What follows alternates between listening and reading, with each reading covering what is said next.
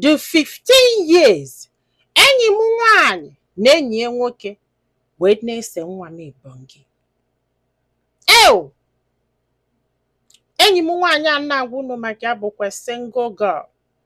mana mụnwa abụkwube single girl because anụgo m di wee mụta nwa anụnwa na ya na nwanne ya nwoke ịghọta kịta before mụ na di m wee nwee nsogbu wee bili some. Ọ sị m na enyi ya nwaanyị which bụ enyi ya nwoke be horse trainer. Ụmụ ma ife a na-akpọ horse trainer. So nwa ya nwaanyị a wee bịa wee love horse too much. So emesizie enyi ya nwaanyị chọba ije na nke enyi ya nwoke. Ọ ya bịa sị ya na ya chọọ isi ka ame gịnị ka je ka watch ya horse metụ ya aka ride ya nna ibie. So o jijizie ọ bịa dulu this girl which bụ nwa ya nwaanyị. Nya dụkwa happy because ọ bịa dulu this girl. Nya do happy. Duto na nke nwoke nọ with papia. Apa ịghọtago na ọ sị m nne so ọ bịa dulu nya adu free. Ọ na-edu na-eje na nke enyi ya nwoke. Ọ sị m nne n'uchie niile n'ịgwa m eziokwu bụ na ije nene horse ije mee nna ije n'ibie ka enyi ya nwaanyị na-akpọ. In fact, ike gwụrụ. So this girl je na-watch na horse wee bụrụ na ọ na-abụ those girl luo ya na enyi ya nwoke a na-esi Ibongi without minding. Maka na ya ga-asị na ihe a bido mgbe this girl dị maybe 13 years. Fana abịa na-ese Ibongi na-esusu ọnụ na-egwu mmiri na-eme all this nonsense n'iru nwatakịrị afa mara na nwa na-akọpị na emam ka m ga-esi ka akụkọ to the point na ha mebe this girl bidogodo isi na window nyoo ha mgbe ụfọdụ ha nọlụ n'ilo na-ese Ibongi. Excuse me, mụ na-aghọta ebe m na-eje wee segide etu ha si wee kpakata wee kọkata ịmagolu ọ si nọọ na the girl si nọọ fasesi Ibongi kwụsị maka na ya na-awa ọcha ha ịmagolu na-agba aganya luo nye dinelu n'etiti ha na-agba ebe ha ka gbakwa ọtọ ha ewelu blanketi kpuchiche nwa amudo ha small mana ọ dị ka ọ na-afụ fiami afiazi aka na-asị ya ịmagolu ụmụ ihe a nke nwa ka ha si wee zuzugide ihe a wee hagide nwa aka wee sebe nwa Ibongi. Ọ bụrụkwa nya a sị na ọda guy bụ ụzọ chụba dịka enyi nwaanyị wee jide ịmagolu ndị Naịjirịa na-abụ ha bịa obodo nweta ndị ọcha uche ha bụrụ na ha nọ n'eluigwe maka ihe nje ekwuli ihe a bụ na ka ijidelu this guy ebe ọ na-achụ nwa 15 years instead ị ga-ewe iwe je gwal mami ama omenna ama ibie you decided to join them instead of you lose the man you join them. Fana atọ wee na-emezi mmadụ na-atọ gbakọtala ọnụ unu ma ihe na-akọ mmadụ na-atọ gbakọtala ọnụ na-esi Ibongi with nwa 15 years. Tfia unu ọ sị m nne ha wee segide nwa Ibongi before dị wee luo 15 years na fasicha everywhere wele ese welu mgbe dikere ka detin gịnị gbasasịa nwa ya ike gwụrụ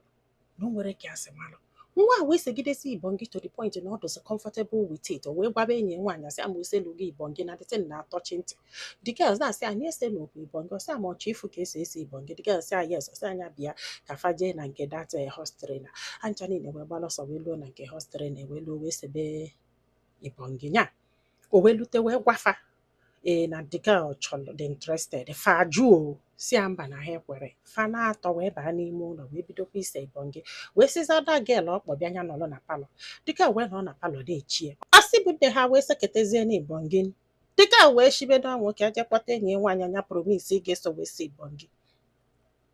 wee gbala ọta anya ọcha wee gbapụta na palọ ebe this girl nọ na-watch TV dịka wee fịa wee tie obesi anya bịa inwe nwa wee mela ọsọ wee gbala ọsọ wee na-abịa nne wee luo na-esheki mami a wee jụbịa sa kedu ihe ọ wee kọba asị m nne mami a wee duru ya wee la ndị abịa wee na-akọ ihe na-agba ka moto na enwere ike ịghọta ihe ha na-akọ ha kọọ n'elu ha kọọ n'ala na enwere ike na-akọsịala ihe a na-eduru nwa ya jebe ụlọ ọgwụ wee luo ma ha emebisigo nwa ya wee kpee eke wee bịa wee palụ dịka wee palụ nke nwoke wee kpọchie ha wee tụọ ha 21 years na fa nọ na nga kịta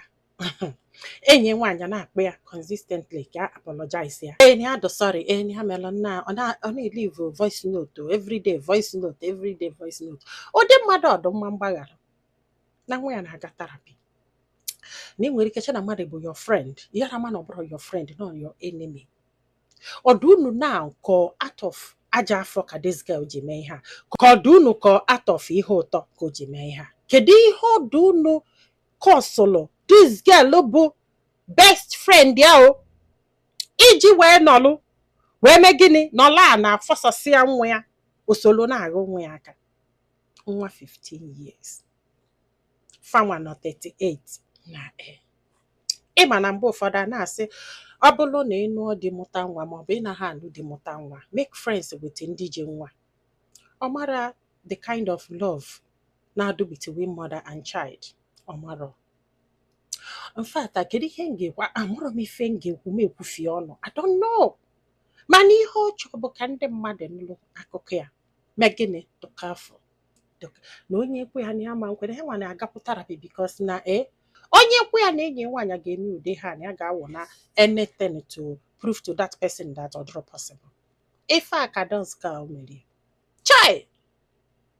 ọdụ unu ka ọnya pik that call ka onye ọnya mgbaghara ya ma mmie mana ọdụ unu ka ọnya mee and they make your child your best friend nwa nwere ike igwe ya ihe a ọ bụla enyi ya nwaanyị ka ọ gwara ọsị m nne na alụ melie onye ọbụla na-edo nwa ya anya mana obodo oyibo mana Naija everywhere na aka esi uchekwe ha na fajesie 21 years pụta na wee suzie fefo emotional pain and suffering nke nwa damage ife ya ga-agbagide ha akwụkwọ na ha ga-ejegide nga until na nga ka ha ga-anọ ka nka gwakene m ife ụtọ 5 minutes 2 minutes 3 minutes useless go dia ndụ ha na there is nothing nwere ihe ekwutere ije sere nga fụta n'obodo ọ banyego na your background check in fact ọ banyego na record nwere ebe iji azụ eje maka ife ụtọ 1 and 2 amamuche ha bụ ha ga-alagide nwa until 18 years o wee nwezie imagine the kind of life this girl ga na-ebi na imagine the kind of I don't want to talk much ndị be anyị daalụ ka ọ dị n'ụbọchị ọzọ